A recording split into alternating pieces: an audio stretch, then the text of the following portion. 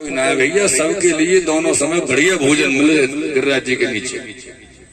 दिव्य लोक से देवलोक से भोजन व्यवस्था चल रही ठाकुर जी कृपा से।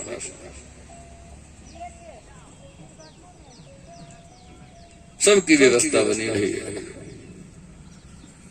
3-4 दिन जब गिरिराज जी को धारण किए श्री ठाकुर जी को भय, तो एक दिन मैया यशोदा ने श्री ठाकुर जी से कही, लाला बेटा तू थक गयो होगो कन्हैया, 4 दिन से तेने गिरिराज बाबा उठा रखे हो, ऐसा कर तू आराम कर ले 2-4 घंटा, स्नान कर ले, नहा ले, धोए ले, 4-6 घंटा आराम कर ले, तूने तेरी थकान कम हो जाएगी बेटा।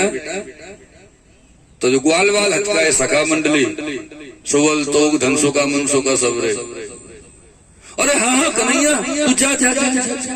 वो हम है ना सब अपने इतने सब लग रहे हैं, अपने अपने डंडन को लगाए कि तू क्यों चिंता कर रहे हो भैया, तू जा आराम कर। ठाकुर जी बोले काय को उधम दे रहे हो, हाँ अगर न को मैं तुझको है गो पता चल जाएगी सवाल को, सबकी हो जाएगी राधे राधे। बोले ना ना ना ना कन्हैया तू जा जा जा। ठाकुर जी बोले ठीक है हम जा रहे हैं, ऐसी इच्छा है सबकी, हम जाएं आराम करें स्नान करें, तो ठीक है अब संभालो हम चले। जैसे ही ठाकुर जी बोले भैया संभालियो, सबने कहा हाँ हमने अपने लाठी डंडा लगा लिए, चिंता न करो कन्हैया। जैसे ही ठाकुर जी ने थोड़ी सी उंगली सरकाई गिरिराज जी नीचे, ओ कन्हैया भैया भैया तू संभाल जा, अपने बस की बात ना। तो ठाकुर जी बोले काय को हल्ला कर रहे तब से, जा कन्हैया जा कन्हैया। पर ये ऐसे लीला है, इनको कोई ये ब्रज भक्तन के भावात्मक विषय, रसात्मक विषय है। और कोई बाहर को ज्यादा पढ़ो लोगों योग विद्वान व्यक्तियों को भैया कोई प्रमाण तो है ना कि ऐसे ब्रज भक्तन ने कही ठाकुर जी ने सो करो गई, क्योंकि प्रमाणिकता रसात्मकता से संयुक्त नहीं हुई और रसात्मकता प्रमाणिकता से संयुक्त नहीं हुई, क्योंकि प्रमाण और प्रमेय दोनों में भेद है। और पुष्टि मार्ग प्रमाण से तो सजो है, लेकिन प्रमेय से चल रहे हैं, प्रमेय को विशेष यहाँ में महत्व है। जब गिरिराज जी को धारण श्री ठाकुर जी ने किया,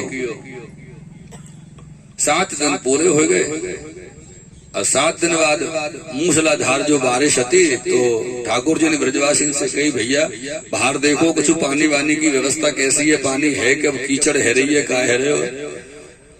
बाहर 2-4 ब्रजवासी आके देखे तो बोले कन्हैया कच्छू ना भैया, धूल उड़ रही है, तो एक बड़ी जोर से यूं उड़ रही है, चारों धूल धूल उड़ रही है।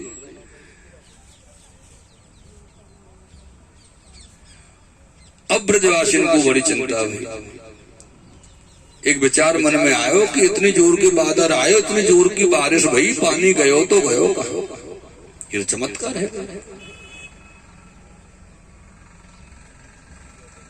और यही प्रश्न महाराज परीक्षित जी के मन में हुआ कि महाराज 7 दिन 7 रात्रि मूसलाधार बारिश भई, तो इतनो बड़ो जो पानी ऊपर से पर्यो वो गयो कहाँ, बीच में ही नीचे आयो नहीं, ऊपर से गिर गयो तो पानी गयो कहाँ, एक प्रश्न उठो मन में।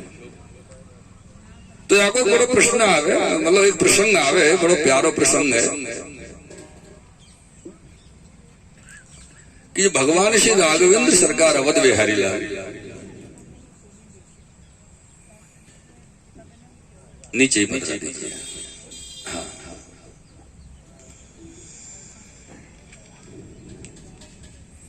जब वन में गए, 14 वर्ष को वनवास श्री राम जी ने जियो हो,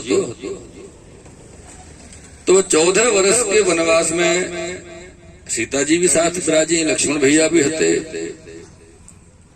तो वापस जब अयोध्या में रहे, आगे राज तिलक श्री राम जी को हो गयो, वाके बाद में एक दिन सीता जी ने श्री राम जी से विनती करी, बोले प्रभु मेरी ऐसी विनती है आपके सन्मुख में कि हम जब वन में गए, वनवास हमको 14 वर्ष को जब होते, वास में बड़े जो है ऋषि मुनि, उनकी पत्नी और सबने ब्राह्मण ने हमारी बड़ी सेवा करी वन में। तो बोले क्या करें, तो सीता जी ने कही हमारी ऐसी इच्छा है कि कम से कम ज्यादा नहीं, इतने ब्राह्मण ने हमारी सेवा करी, तो मैं अपने हाथ से रसोई सिद्ध करके एक ब्राह्मण भोजन कराना चाहूँ। ऐसे सीता जी के मन में विचार है, एक ब्राह्मण भोजन कराना। तो राम जी बोले ठीक है करा देना, कोई व्यवस्था कर देना, आप ब्राह्मण की ब्राह्मण आ जाएगा, भोजन करा देना। राम जी ने कहा ठीक है। लेकिन इस बात को 2-4 महीने निकले। सीता जी ने फिर राम जी से निवेदन किया, बोले प्रभु हमने एक निवेदन किया था आपसे, आप भूल गए? बोले हाँ, थोड़े राजकार्य की व्यवस्था में ध्यान से उतर गया था। क्या बोले थे बोलिए? तो बोले वो ब्राह्मण का, हाँ हाँ हाँ हम व्यवस्था कर देते हैं ब्राह्मण की। राम जी ने फिर हाँ कर दिया और जानबूझ के राम जी फिर टाल गए दोबारा से। फिर 2-4 महीने निकले।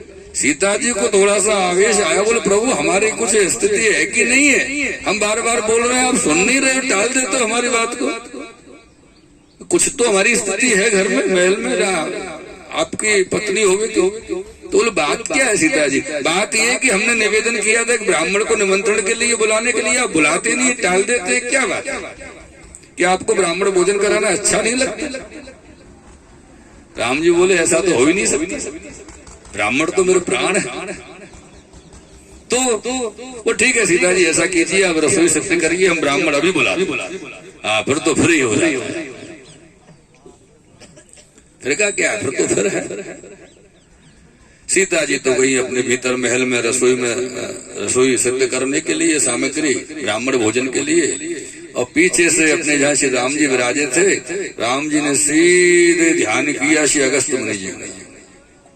अगस्त जी प्रकट हो गए ध्यान करते से। अगस्त जी ने राम जी को प्रणाम किया, राम जी ने अगस्त जी को प्रणाम किया। अगस्त जी श्री राम जी से बोले प्रभु क्या आज कैसे हमको याद कर लिया आपने?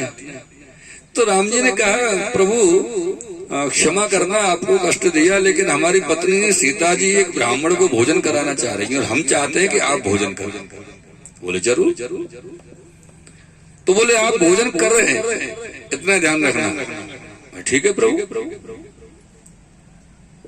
अगस्त जी पधारे भीतर रसोई घर में, वहां भोजन की जहाँ व्यवस्था थी, और अगस्त जी को थाली लगा दी कि अगस्त जी के भोजन प्रारंभ हो गए। सीता जी बनाती जाए, अगस्त जी रोकते जाए। सुबह से प्रारंभ हुए और शाम है कि भोजन करते करते सीता जी को थकाने का। सुबह दिन भर रहेगा रसोई में लगे ऐसो कैसो ब्राह्मण, कोई हिसाब हो भोजन को भी।